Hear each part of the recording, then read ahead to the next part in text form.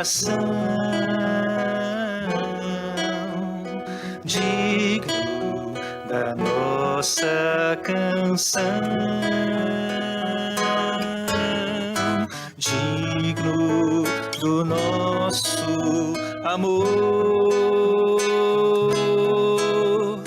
digno de honra e de louvor. Santo, Rei da glória, Santo, Senhor de vitória, Santo, soberano da história, Santo, Santo, Santo,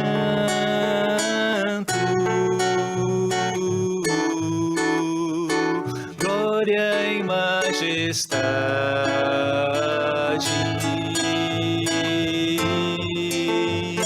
força e formosura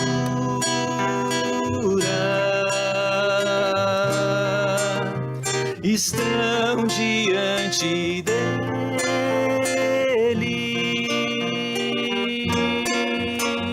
no seu santuário.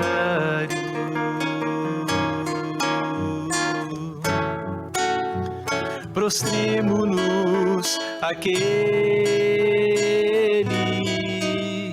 que é digno,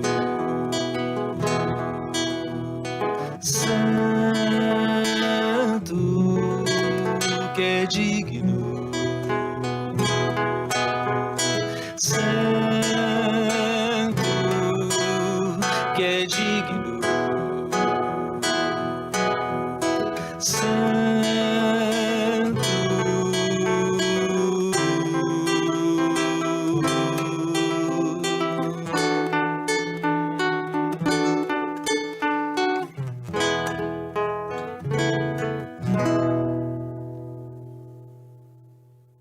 Seja bem-vindo em nome de Jesus. Que bom que você está aqui conosco em nossa igreja, em nossa família central, podendo usufruir da palavra, da presença e da comunhão do nosso Deus. Uma alegria muito grande ter você aqui junto conosco para podermos cultuar e engrandecer a esse Deus tão maravilhoso. Saiba, Deus tem algo maravilhoso, um recado para a sua vida.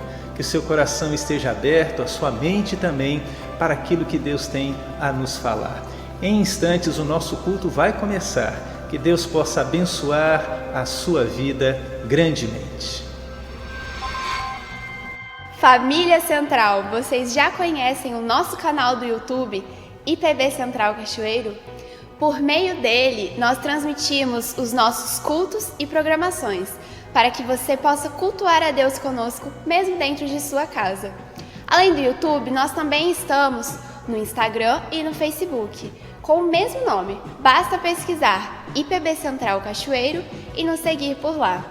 Além disso, nós também temos o nosso WhatsApp da Central, onde por meio dele você vai receber devocionais de áudio diárias, feitas pelo pastor de nossa igreja, Gilberto Bueno Filho. Além disso, você também vai receber os boletins de nossa igreja e comunicados oficiais. Para receber tudo isso, você deve cadastrar o número da igreja na sua agenda e nos enviar um oi pelo WhatsApp. Anote o número: DDD 28 99883 0052.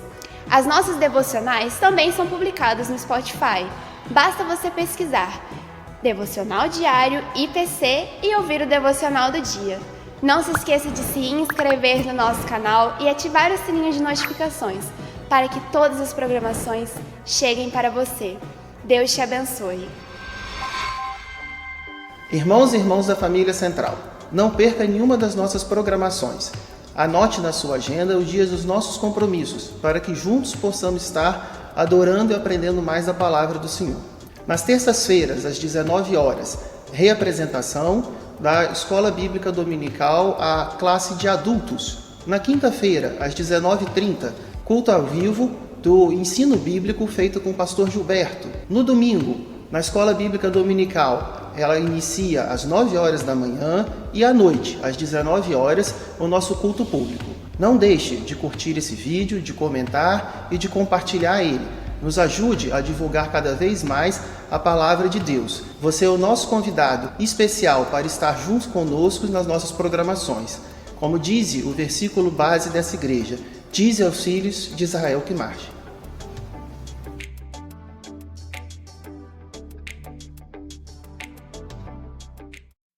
Muito bem, irmãos, estamos aí quase chegando ao final, né? Estamos aí no livro 22 do Novo Testamento, segunda carta ou epístola de Pedro. E a nossa proposta é justamente essa, né? Olhar panoramicamente, vendo alguns detalhes que nos estimulam a olhar para esses livros diante da intencionalidade de cada autor, de cada escritor, buscando que aqueles irmãos se fortalecessem, buscando que aqueles irmãos de fato pudessem continuar em tempos tão difíceis, em tempos não tão agradáveis, como hoje, irmãos, né? A gente acha que hoje é complicado, mas eu quero dizer e talvez confessar que naquele tempo era mais complicado ainda. Alguns direitos que conquistamos hoje, naquela época não existia, né?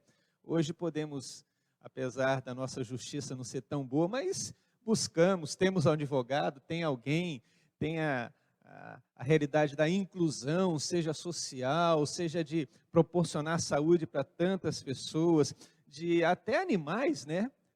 Até animais serem tratados com tanto carinho e respeito, mais até do que as crianças, enfim. Naquele tempo, ao meu ver, era uma situação muito complicada. E esses livros nos ajudam, então, essas expressões, essas considerações, seja de Paulo, de Pedro, de João, nos ajudam a olhar e a buscar um fortalecimento da nossa fé em momentos, de fato, difíceis, né? E hoje nós vamos olhar para essa segunda carta de Pedro, tá bom? Abriu aí, deixa aberta, nessa segunda carta. Eu quero dar a minha palavra introdutória, falando da autoria, da data, do tema, do propósito, depois olharmos de uma maneira o esboço, né? Como que a gente poderia aproveitar esse esboço na leitura, né? Muito bem, sobre a autoria, é Pedro, Simão Pedro que escreveu. E aí, como eu sempre trago aqui, né? Há sempre, muitas vezes, uma discussão, né? Não é? E essa carta aqui, então, provavelmente uma das que menos lembradas, vamos assim dizer, né? Você até lembra de Judas mais do que dessa segunda carta aqui de Pedro. Mas ela tem sim um valor importante. Alguns não consideram Pedro, e alguns estudiosos põem em dúvida, sobretudo porque, quando estudamos semana passada a primeira carta, eu mencionei aqui que essa carta tinha um grego excelente, né? Pensando na nossa língua portuguesa, tinha um português primoroso, um português onde você, né, a pontuação, as expressões corretas. Já aqui, não houve esse cuidado, aí por isso, então, a dúvida. Não foi Pedro, né? Por isso que, inclusive, a primeira carta tem também essa dúvida, se é ou se não é. Eda, chegou mais gente aí? Distribui para mim, o pessoal que está chegando, por favor.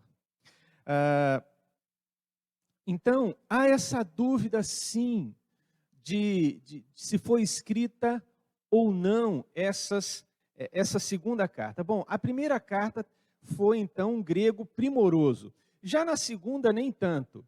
Mas nem por isso. Porque a primeira carta, Paulo fala de alguém que, de fato, conhecia o grego e escreveu em conjunto com ele. Então, essa pessoa que foi escrevendo tinha um conhecimento do grego e pôde, então, escrever de uma maneira excelente. É assim, muitas vezes, na biografia, não é? Você contrata alguém para escrever a sua biografia. Eu quero contar a história. Aí, ele vai contar de uma maneira fantástica, né? Inclusive, há uma história de Rui Barbosa, né?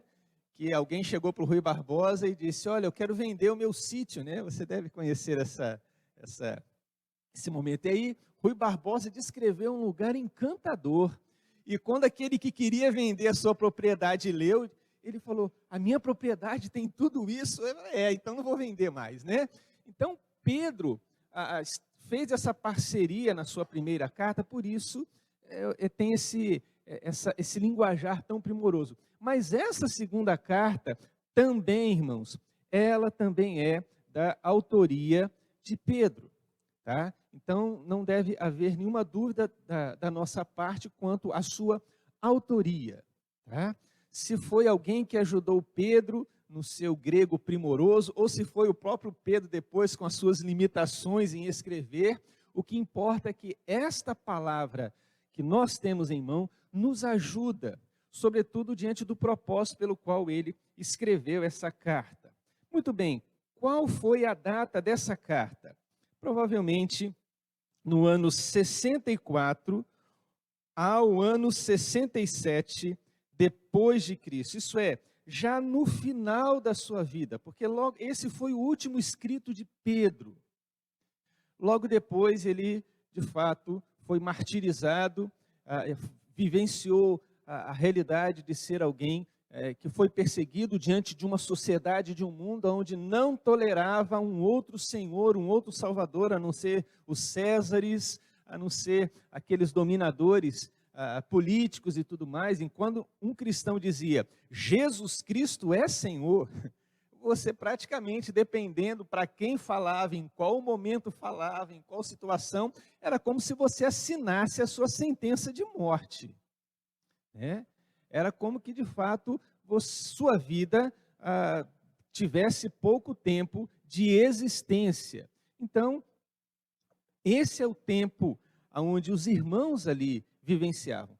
Tempos difíceis, irmãos. Hoje, a gente não tem isso, pelo menos no Brasil, a realidade de vivenciarmos, ao declararmos o nosso amor, o nosso compromisso com Cristo, de morrer fisicamente. O que pode acontecer, algumas limitações no serviço, né? Você ser dispensado, não ser promovido. Isso acontece, irmãos. No Brasil acontece sim.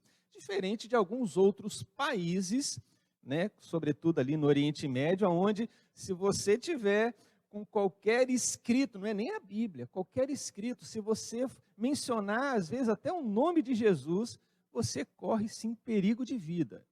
Perigo de vida. Então, Pedro foi esse que no final foi martirizado. E por que essa data tão dilatada assim? Porque, na verdade, ele escreveu, provavelmente estava lá em Roma, como diz na primeira carta de Pedro, no capítulo 5, versículo 13, né? Quando ele cita aqui Babilônia, e vimos semana passada, que é a realidade da cidade de Roma. Então, irmãos, Paulo escreve, já nos seus dias finais, essa segunda carta. Qual que seria o tema dessa carta? Bom, a necessidade de crescimento espiritual e o perigo dos ensinamentos falsos. Então, qual que é o tema? Olha, o que eu vou abordar aqui é a realidade, a necessidade de continuarmos a crescer espiritualmente, de continuar a caminhar e ver o que Deus propõe para nós na vida espiritual e desenvolvermos e crescermos. Ao mesmo tempo, ele fala, para que haja esse crescimento saudável, devemos ter o discernimento e a compreensão de perceber que algumas coisas não ajudam nesse crescimento, nos impedem de crescer. Não é assim, por exemplo, quando as nossas crianças, né? Toda criança gosta daquilo que não ajuda muito no crescimento. Concordam comigo? Eu fui criança, acho que você também foi. Com certeza a gente prefere mais coisas relacionadas a açúcar do que... Né? E o açúcar, na medida certa, faz bem, mas se vai além, é complicado, né? Não só o problema da obesidade, que infelizmente crianças às vezes já vivenciam isso, mas outras limitações. E aí, diante do acumular, eu não era diabético, né? Mas por de fato amar tanto açúcar, o meu paladar ser treinado para isso, porque a minha avó, a dona Celina, fazia um pudim maravilhoso. A minha mãe também fazia uma boa, né? Fazia coisas, né? Maravilhosas. Não era, o salgado não era muito a praia dela, mas a comida era boa, mas o doce dela era fantástico, né? A minha memória afetiva aqui dos doces que a minha mãe fazia. Então, meu paladar é mais para doce, mas depois que eu adquiri, né, a diabetes, tem que tomar lá todo dia 2 grifágios, tem, né, não pode comer doce, sabe? Você, como é que faz, né? Eu tenho que reeducar o meu paladar, gente. Fácil é? Não é. Cadê minha parceira? Vanusa, cadê? Deve estar lá em cima, né? Não podemos, né, irmã? A minha parceira, ela vigia a mim e eu vigio a ela, né? Não podemos mais vacilar. Queremos viver, apesar de saber que com Cristo vai ser bem melhor, né?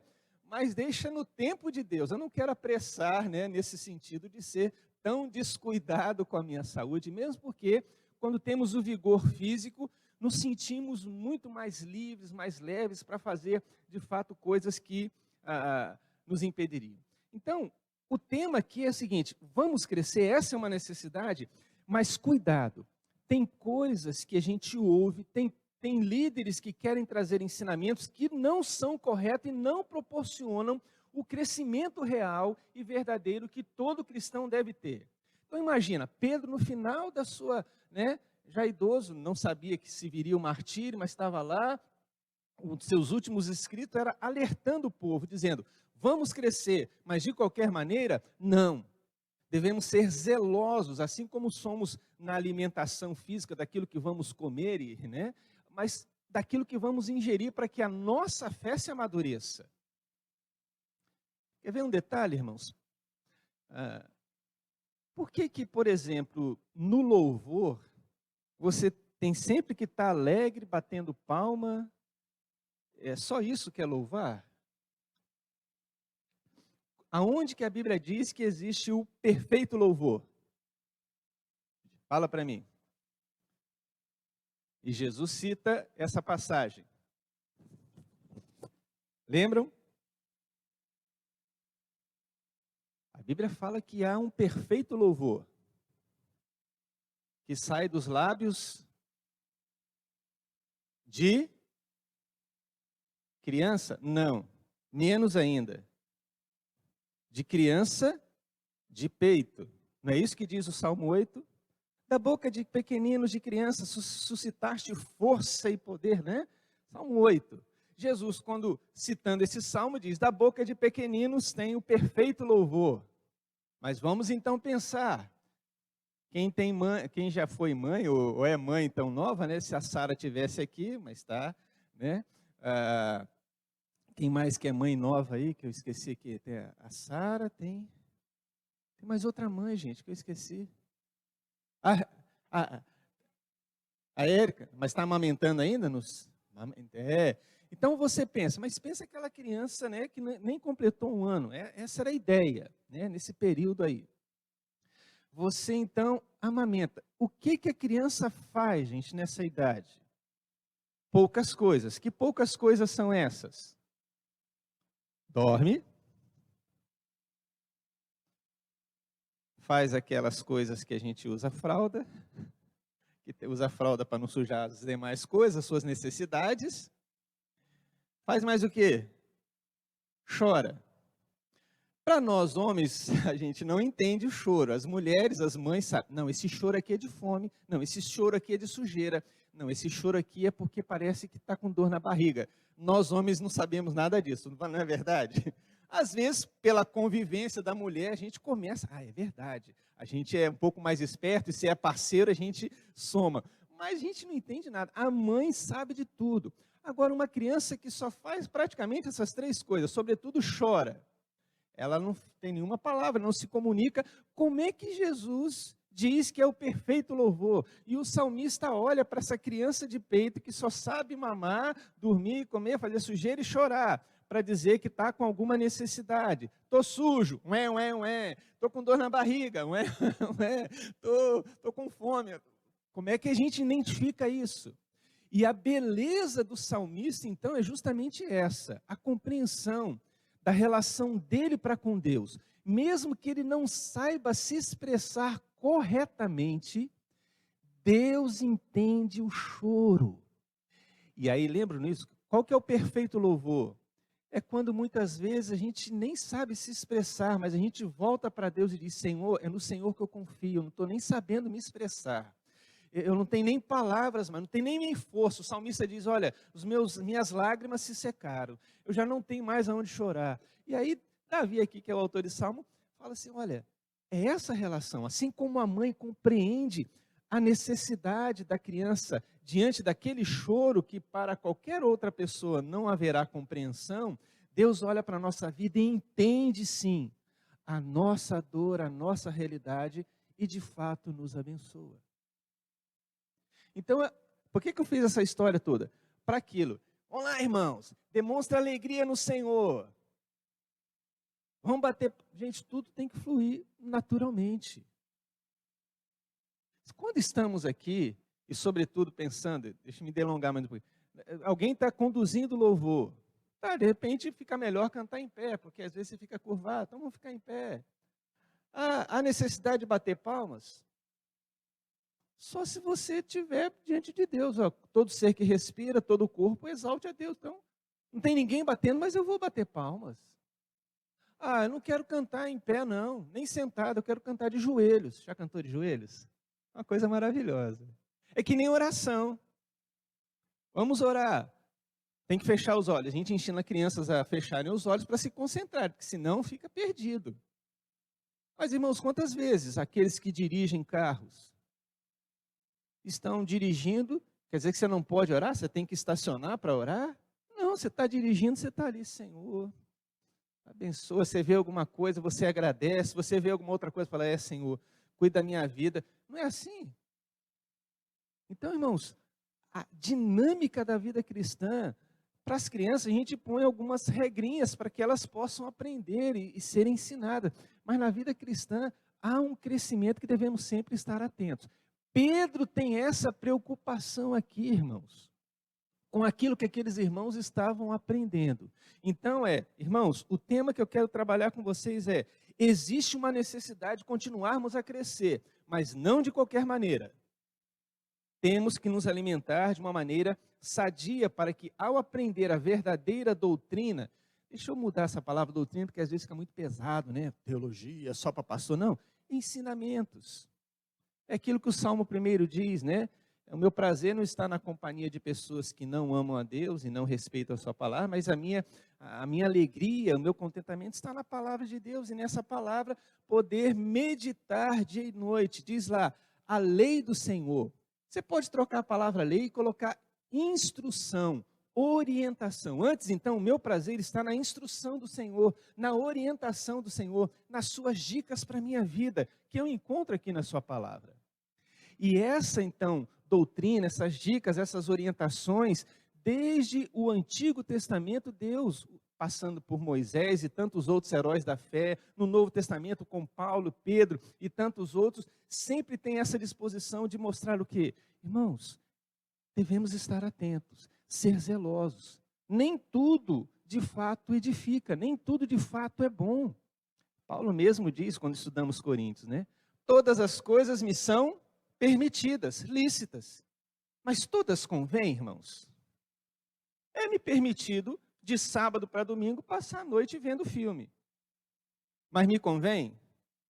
Não por causa do filme, mas porque pela manhã eu vou perder a comunhão com os irmãos aqui. Não vou aprender. Então tem coisa que em si não convém. E é nesse sentido que Pedro aqui trabalha. Então o propósito dele é chamar os cristãos para perseverarem e florescer de fato nesse cristianismo, vamos dizer assim, apostólico, né, dos apóstolos. E ao mesmo tempo alertar da natureza enganosa de falsos mestres que se infiltravam ali no povo de Deus, para desviar. Então, esses 3 capítulos aqui têm essa perspectiva de falar para o povo, vamos crescer, mas não de qualquer maneira. Vamos crescer, mas sejam criteriosos. E se fosse, né, Paulo aqui, ele talvez citasse, vamos crescer como os bereanos, né, que eram mais nobres, que quando Paulo falava, eles iam lá conferir. Peraí, deixa eu ver se é isso mesmo que está acontecendo. Né? Não somente conferir se a passagem está certa, mas se aquilo que ele está falando diante da passagem, de fato, é verdade ou não. Mas o problema, talvez, nosso, é que a gente não consegue identificar a verdade. Um dos motivos, talvez, é porque a gente tem mais contato com o que não é verdadeiro do que com o que é verdadeiro. Como é que você identifica alguma coisa falsa? Dependendo, né? Ao olhar, você vai ver, ixi, a cor. Mas tem, né, coisas que são bem semelhantes, muito parecidas, mas não são verdadeiras. Como é que você identifica? Como é que você pode identificar uma cédula falsa de uma verdadeira? Tem várias coisas lá de segurança, você põe, vê contra-luz, aí tem, né? Tem aquelas coisas todas. Mas como é que alguém fica gabaritado? Como é que alguém fica expert em identificar? Às vezes pela textura ele olha, passa pouco tempo. Qual que é o treinamento que ele tem? O treinamento com as coisas, com as notas falsas? Não. Ele passa semanas e mais semanas avaliando só a verdadeira. Então, um dos treinamentos é, olha, esse mês, esses 15 dias, você vai avaliar as notas. Então, avalia essa. Então, sempre verdadeira. Aí passa-se um tempo aí, 5, 7 dias, alguém põe uma nota falsa. Mas assim, com muitos detalhes. E aí ele percebe, seja pela textura, por alguma chaves daquela de segurança, alguma coisa, opa, essa aqui, estou com dúvida, é falsa. E separa.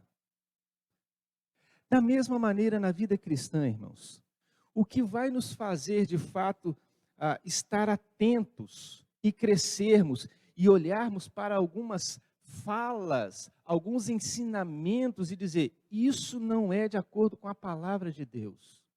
O louvor não é somente quando eu estou alegre. O louvor muitas vezes é quando eu choro diante de Deus e digo, Senhor, sê comigo, sê propício a mim, pecador. Isso é louvor, porque demonstra que eu dependo dele e que eu espero o seu mover gracioso e poderoso na minha vida. Vai ter um momento de agir como diante da maravilha de Deus abrir o mar vermelho, Moisés mandar o povo e lá no final a irmã dele pegar o seu tamborim e dançar, e foi algo espontâneo, onde ali a alegria era tamanha que agora a gente vai reproduzir isso? Lógico que não, irmãos. É que nem o cântico que a gente canta, né? Quando foi gravado, surgiu aquela expressão, mas aí parece que perpetuou, né? Quando a gente canta o nosso general é Cristo, né?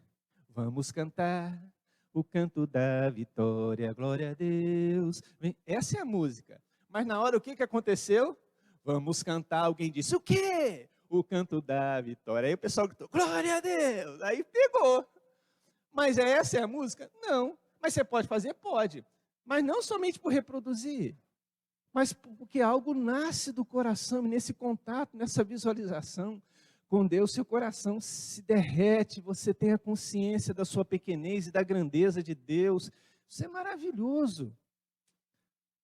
Quantas vezes estou ouvindo, né? Semana passada foi um desses dias, estava ouvindo uma canção antiga, e até cantei aqui no culto à noite, né? Estava ouvindo uma canção com as crianças, lembram da canção? Eu louvarei, eu louvarei, eu louvarei. Gente, eu fui lá para a minha infância, lembrei dos meus líderes tão cuidadosos, tão zelosos em me ensinar. Eu falei, Senhor, muito obrigado. Muito obrigado.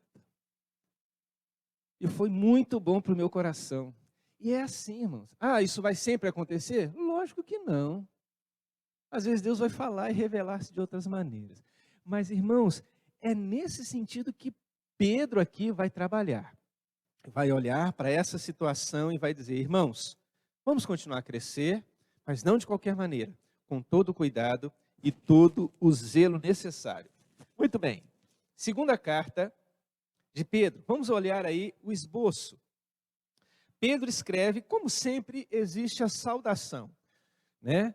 A única saudação um pouco mais curta e dura foi quando Paulo escreveu aos irmãos de Gálatas, né? Que Paulo estava assim, muito chateado com aqueles irmãos, porque eles receberam o evangelho pela graça e estavam querendo viver conforme a lei, as regrinhas, as instruções. E ele é duro, irmãos, vocês receberam o evangelho pela graça, então poucas palavras e já entra, né, logo no início dizendo, admira vocês de fato estarem vivendo um outro evangelho, e vai trazendo orientações e dizendo que de fato a gente vive pela fé, né? Gálatas 2, versículo 20, logo já não sou eu quem vivo, mas é Cristo que vive em mim, esse viver que agora tenho, não vivo pela carne, mas vivo pela fé, e ele vai então desafiando aqueles irmãos, mas toda a carta tem uma saudação carinhosa, uma saudação amorosa.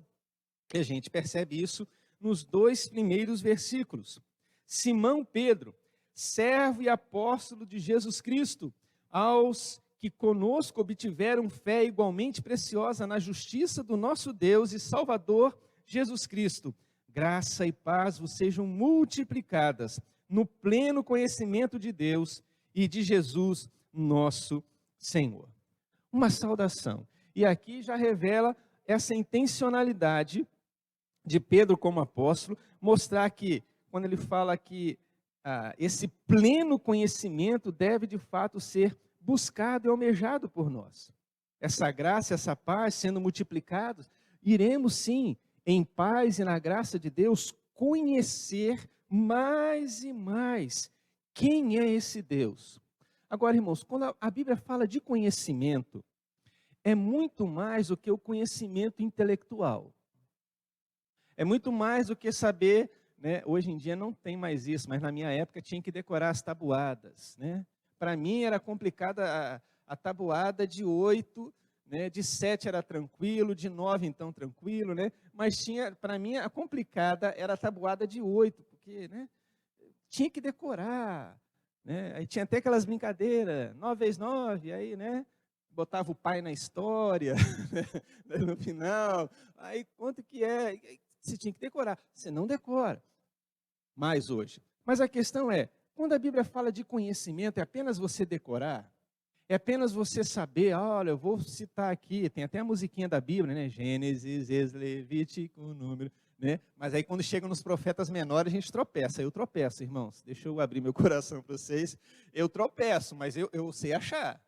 Eu sei que está ali naquele bloquinho ali, mas é de 1 a 2 páginas, é complicado, né? Aí você tem que passar. Acho bem que não pode mais fazer isso, né? Vai lá e tenta achar, amassa as folhas. É só saber isso, é saber de cor as 5 solas das Escrituras e citar fulano e ciclano. Não, quando a Bíblia fala de conhecimento, irmãos, é muito mais do que decoreba ou ter a informação na mente. Quando a Bíblia fala de conhecimento, fala de relacionamento. E é nesse sentido que Pedro está dizendo, olha, no pleno conhecimento de Deus e de Jesus, nosso Senhor. Então, o que eu quero? Que você tenha pleno conhecimento. Mas conhecimento aqui não somente é informação, mas não se limita apenas à informação. Ela leva a um relacionamento. Não é assim quando a gente lê lá em Gênesis, Adão estava sozinho, né, e Deus resolve proporcionar para ele alguém, ele fica feliz, essa sim afinal é carne na carne. E aí diz lá, e Adão conheceu Eva. Conhecimento ali, irmãos, tem a ver com relacionamento sexual, intimidade.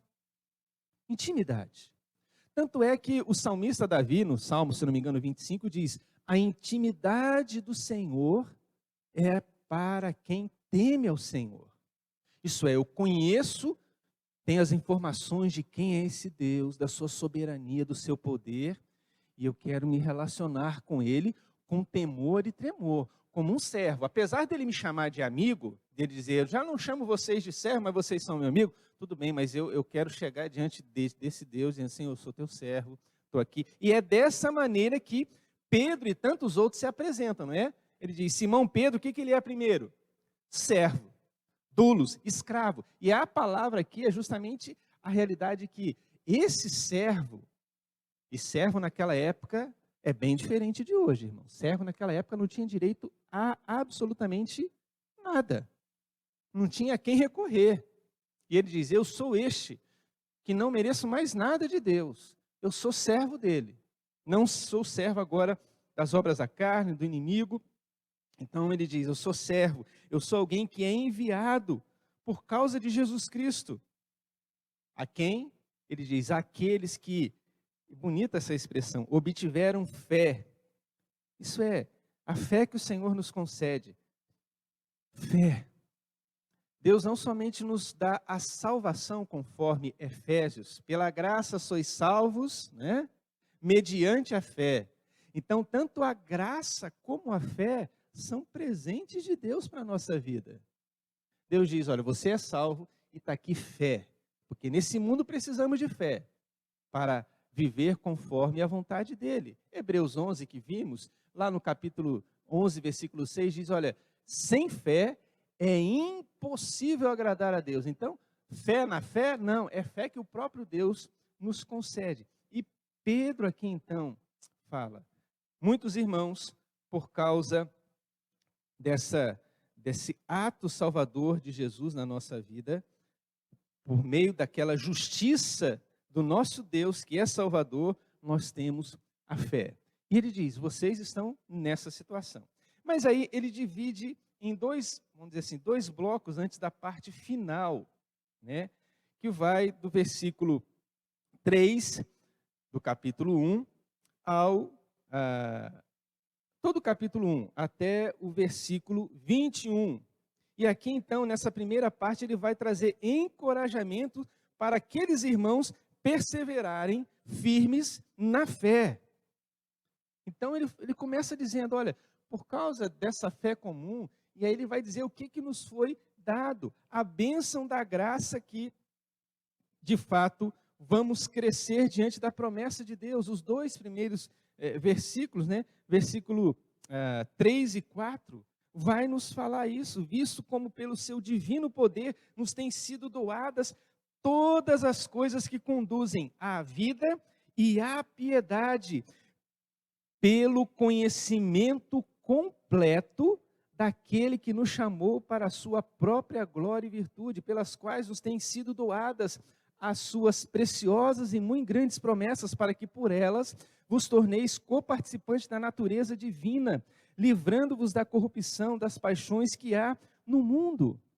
Incrível, nos têm sido presenteadas, nos têm sido doadas, coisas que nos conduzem à vida e à piedade. João diz, eu vim para que vocês tenham vida e a tenham em abundância. Viver uma vida piedosa nesse mundo, onde você diz, olha, de manhã eu vou lá na igreja, junto com outros irmãos, aprender um pouco mais da palavra. A pessoa vai dizer, você é bobo, rapaz. Vai para a praia, o solzinho aí, verão está chegando, pega uma corzinha. Mas você entende que esse momento é precioso na sua vida. Você entende que a vida passa, a cor fica desbotada. Já cantava Toquinho, né? Que descolorirá. Uma folha qualquer eu desenho um sol amarelo, no final a desesperança. Vai perder. Eu pego algumas coisas da minha avó lá, gente, as folhinhas já estão ruins. Pego algumas coisas que na época eram rodadas a miniógrafo, a álcool. Os mais novos não sabem o que é isso não, né? Gostava do cheirinho do álcool, aí rodava. Acontecia muito nas escolas, rodava lá. Aí você pega aquela folha, tinha alguma coisa aqui, branquinha às vezes, né? Já foi embora, às vezes aparece um detalhezinho. Passa, desaparece. A vida é assim, irmãos. A beleza nossa da juventude, o vigor da juventude, né? Deus foi gracioso comigo. Quando eu era mais novo, eu era meio esquisitinho. Acho que eu melhorei um pouquinho, né? Graças a Deus e a Regina, né? Me deu uma mãozinha aí, né? Mas eu era, para se vestir, era muito esquisito, né? Inclusive na minha foto daquelas do RG, né? O terno que eu usava era um terno todo quadriculado, esquisito, muito complicado, né? Feito da vida. Mas eu olho, aquele vigor que eu tinha de jogar esporte, de fazer alguma coisa, passou. Não dá mais, irmãos. Às vezes eu estou aqui, eu vou fazer alguma coisa assim, os irmãos vão ouvir, às vezes eu trect. Falei, meu Deus, estou ficando, né? Eu olho no espelho e vejo, Não estou careca que nem meu avô, nem meu pai, mas tem umas entradas, né? Cabelo branco, óculos, lutando aqui para que não continue a crescer. A gente sempre cresce, né? Ou para cima ou para os lados. Agora o problema é quando a gente cresce para os lados. Eu voltei a crescer para os lados. Eu não quero mais crescer para os lados, Senhor, né? Tem que perder e não achar mais, né? O problema é que a gente perde e depois acha de novo. Final de ano que eu diga, né? As comemorações, misericórdia. Está chegando. Família reunida, os filhos, como é que você vai falar não, né?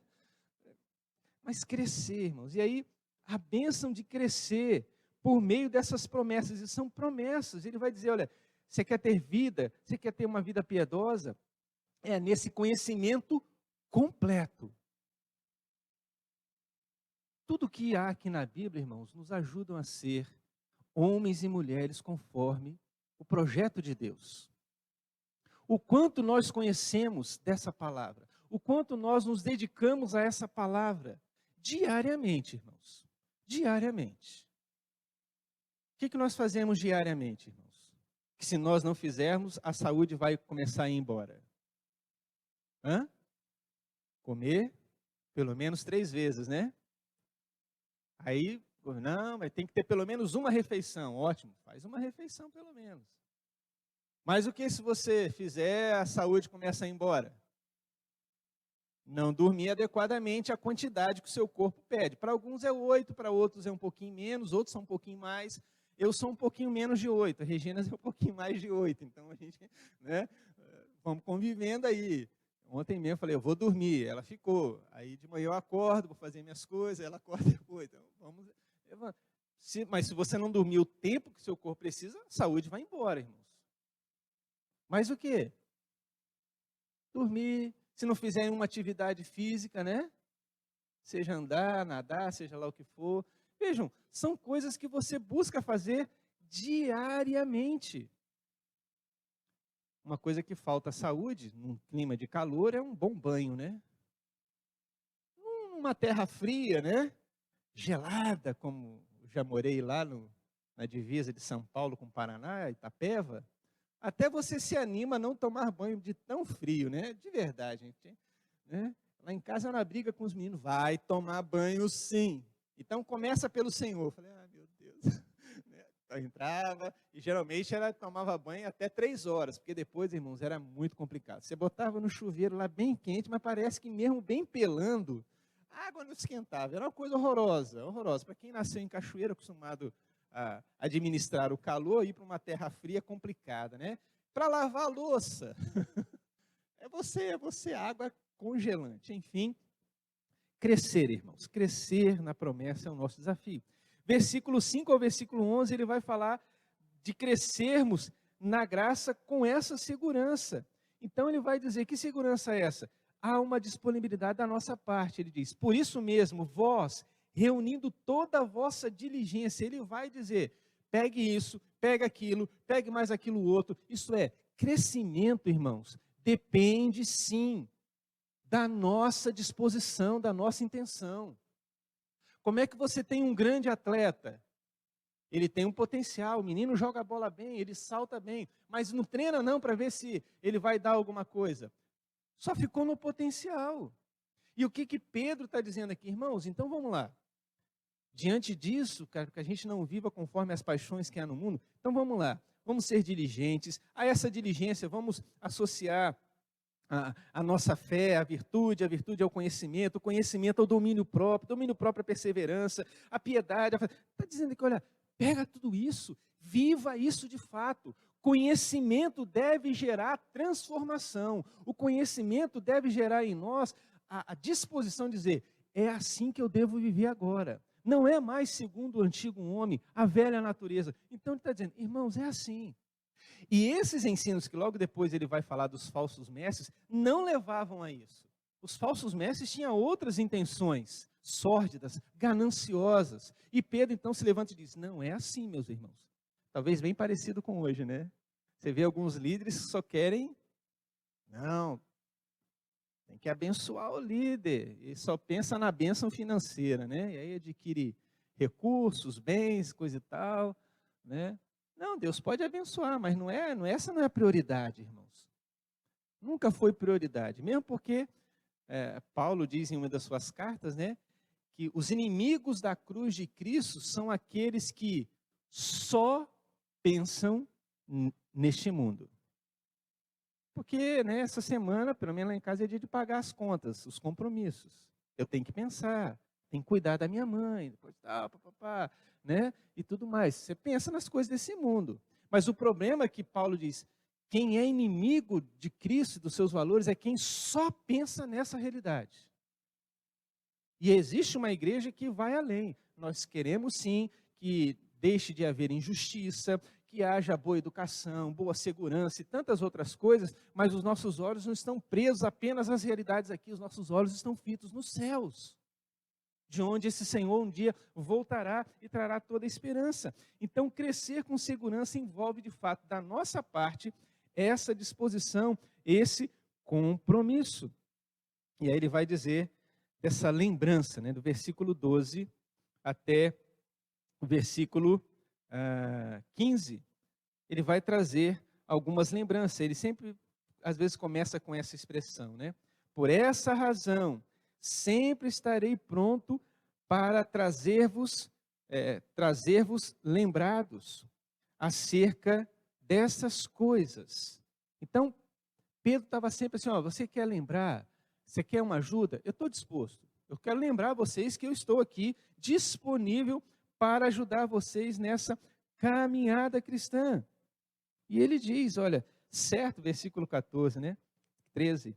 Também considero justo enquanto estou neste tabernáculo. Interessante, ele fala que a sua vida é um tabernáculo. O que é? O que a gente fazia no tabernáculo? Oferecia culto, gratidão. Tabernáculo é esse local onde cultuamos a Deus. Ele olha para a sua vida e diz, a minha vida é esse tabernáculo. Onde eu estou, a minha vida é para a glória de Deus, é para cultuar a Deus. Então Pedro tem essa ideia de que o culto não é somente quando estava todo reunido, mas por onde quer que ele fosse, ele era alguém que cultuava a Deus. Então, olha, certo estou que preste a deixar esse meu tabernáculo, se a minha vida acabar aqui, como efetivamente o Senhor Jesus me revelou, já revelou para ele, olha, para Pedro, né? Eu não espero receber essa revelação não, porque é complicado você saber os dias, né? Não precisa saber nem dia nem hora, né? Você vai morrer. É complicado, né? Ou então lá, quando a gente lê Isaías, né? Ô rei, põe em ordem tua casa que seus dias estão findos. Aí ele clama a Deus, Deus concede mais 15 anos. Lá em Isaías 38, 39, você vai ver essa história. Deus concede mais 15 anos. Mas, diz aqui o versículo 15, mas de minha parte esforçar-me-ei diligentemente por fazer que a todo tempo, mesmo depois da minha partida, conserveis lembranças de tudo. Isso é, eu quero que vocês, mesmo não tendo mais a minha figura, todo o meu ânimo, a minha disposição de querer ensinar, de caminhar junto, vai haver um momento em que eu não estarei mais com vocês, mas que vocês permaneçam firmes, recebam esse legado e continuem a anunciar e a declarar isso a outras gerações. É verdade, irmãos. 64 anos, o próximo ano 65, quantos que iniciaram o trabalho aqui na igreja que já foram? Alguns pouquíssimos estão ainda entre nós. Mas qual que é a ideia? Lembrar da palavra e continuar a viver essa palavra de uma maneira digna. No final, então, versículos 19, 20 e 21, ele vai falar a palavra certa e que ilumina e traz a realidade das Escrituras, né? Versículos 19. Temos assim, tanto mais confirmada a palavra profética, e fazendo bem atendê-la como a uma candeia que brilha em lugar tenebroso. Ele está falando, essa palavra é luz para nós. O Salmo 119, versículo 105, você já decorou. Vamos falar juntos? 119, 105. Lâmpada para os meus pés é a tua palavra e luz para os meus caminhos. Então o salmista, e Pedro que está dizendo, é essa palavra essa que foi destinada para nós e devemos vivê-la de tal maneira com que ela apareça por meio do nosso falar, dos nossos atos, nesse mundo, nesse lugar tenebroso. E sobretudo, ele fala isso não somente fora, mas da própria vida, porque ele relaciona que a nossa vida, muitas vezes, caminha e trilha por lugares tenebrosos. Por isso ele diz no finalzinho 19, até que o dia clareie e a estrela da alva nasça em vosso coração. A questão é, não somente o mundo ser tão mal, mas o próprio Jesus disse, não os peço que os tires do mundo, mas que os livres do mal. O grande desafio nosso, irmãos, não é somente estar no mundo, mas é o mundo conduzir as nossas ações e palavras. É o mundo ditar como eu vou agir ou não, como eu vou celebrar, como eu vou viver a vida ou não. E ele diz, olha, essa palavra, há um lugar na nossa vida muitas vezes que agasalhamos o erro, o pecado, e Pedro está dizendo, irmãos, para crescer, apegue-se a essa palavra, porém que essa palavra ilumine o seu coração e a sua vida, traga a transformação necessária. Mas isso tudo, ele vai, a partir do capítulo 2, mostrar por causa dos falsos ensinos, né? E ele diz, sabendo primeiramente isso, que nenhuma profecia da Escritura provém de particular elucidação. Ele está aqui começando a falar desses falsos. Eu tive uma revelação aqui.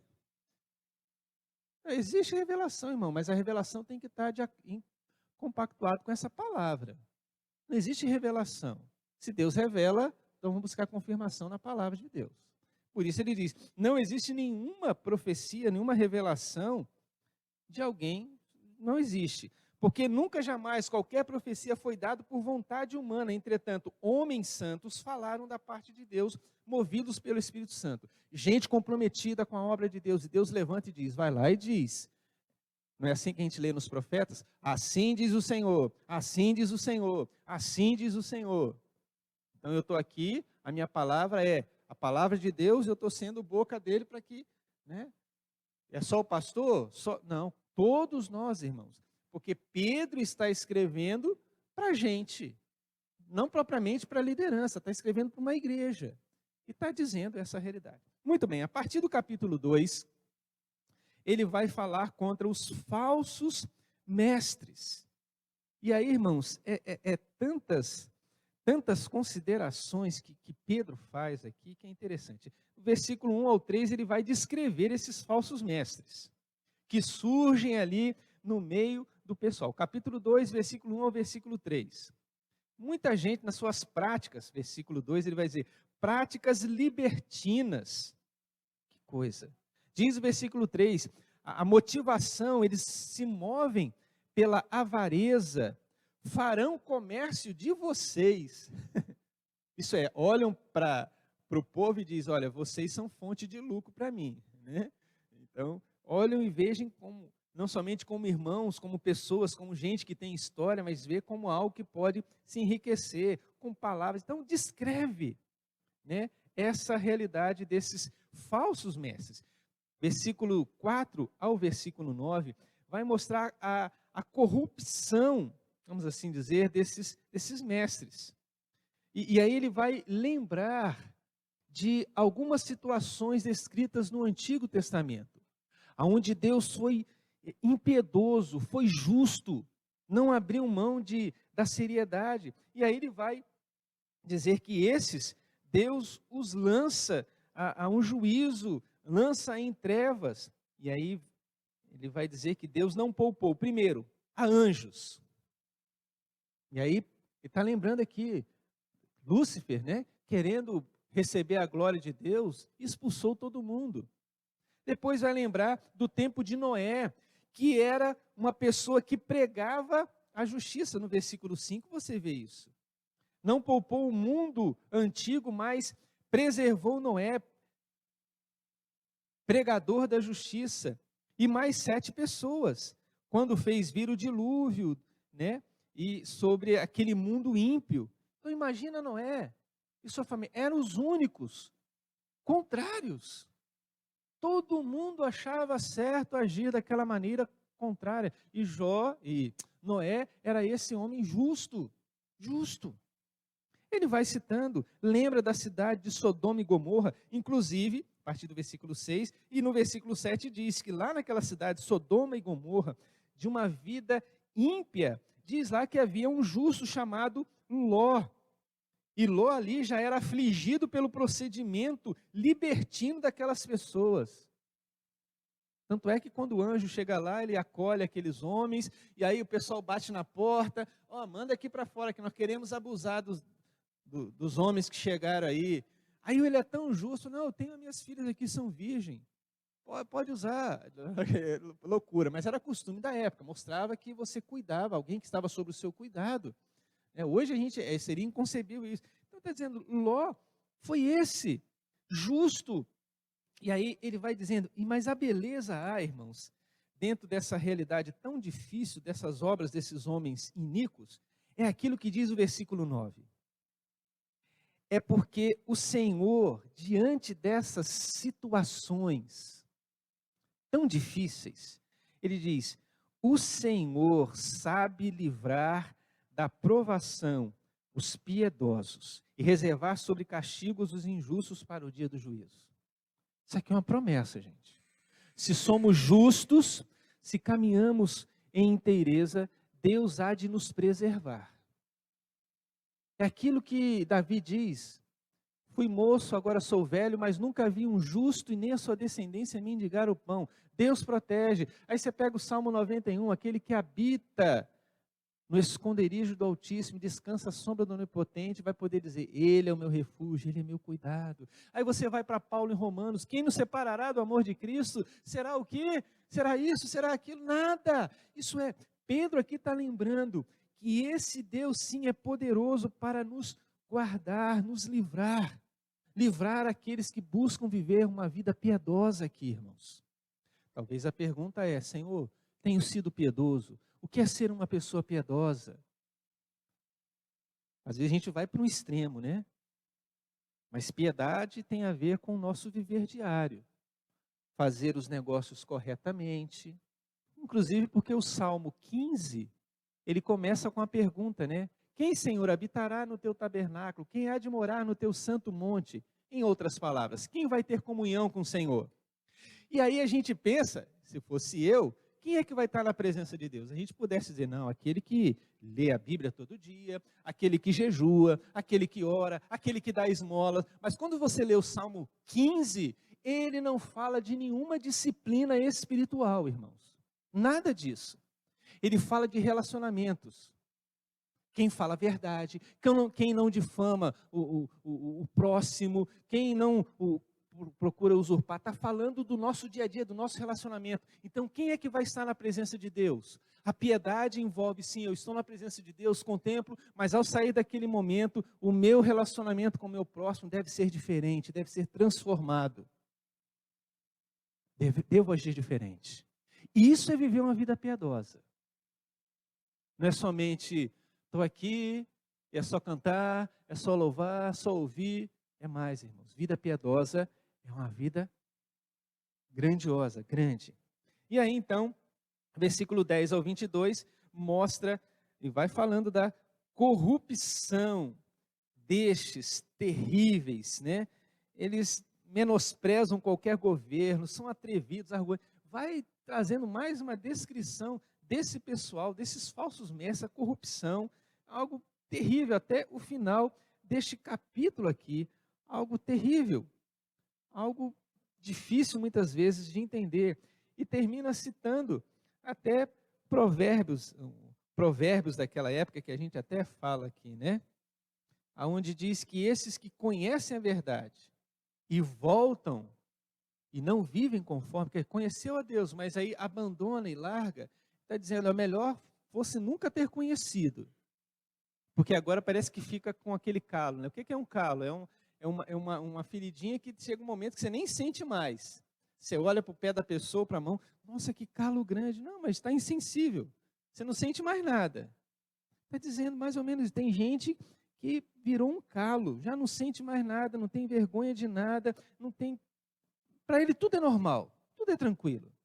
Por isso ele termina no capítulo 2 dizendo, pois melhor lhe fora nunca tivessem conhecido o caminho da justiça do que, após conhecê-lo, volverem para trás, apartando-se do santo mandamento que lhes fora dado.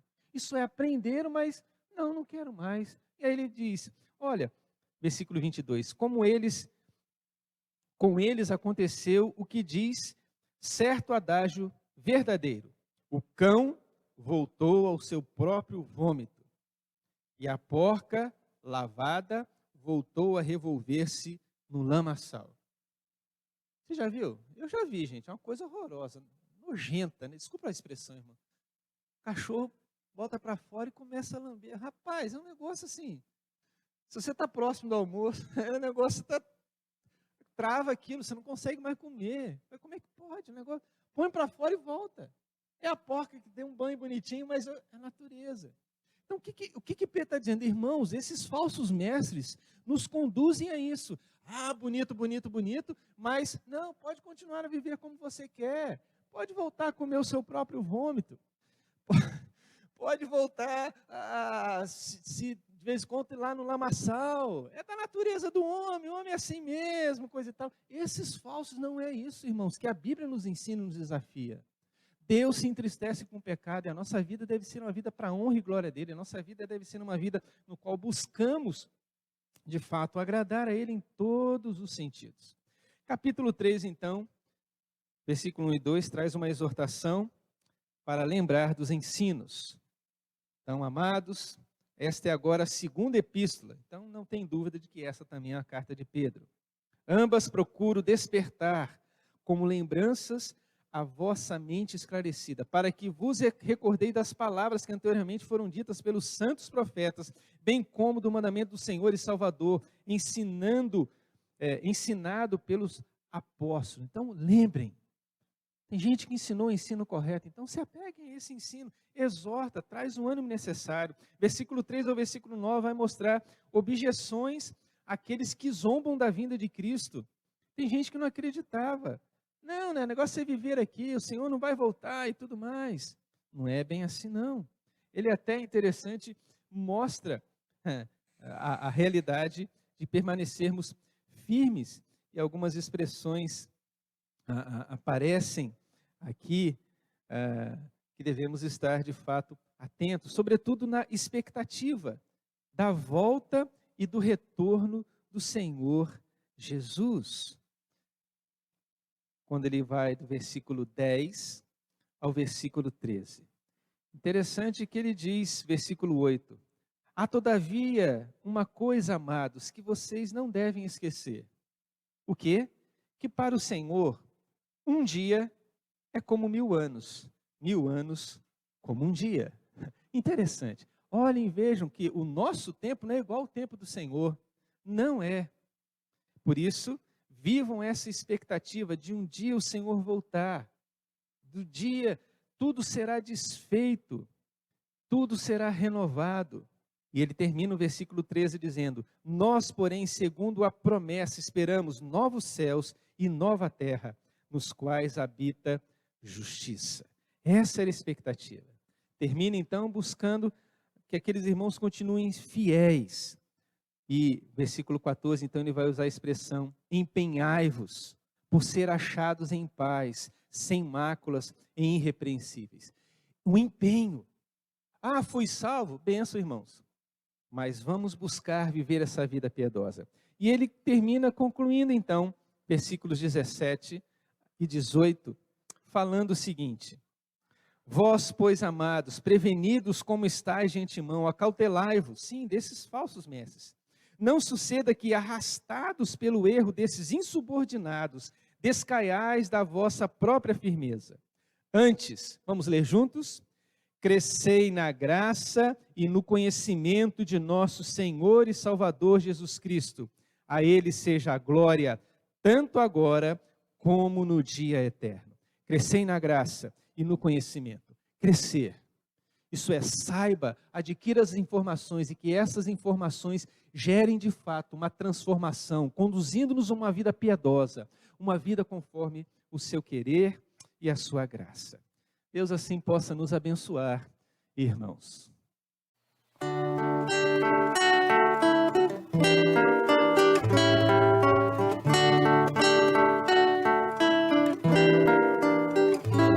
O Senhor te abençoe e guarde a tua vida.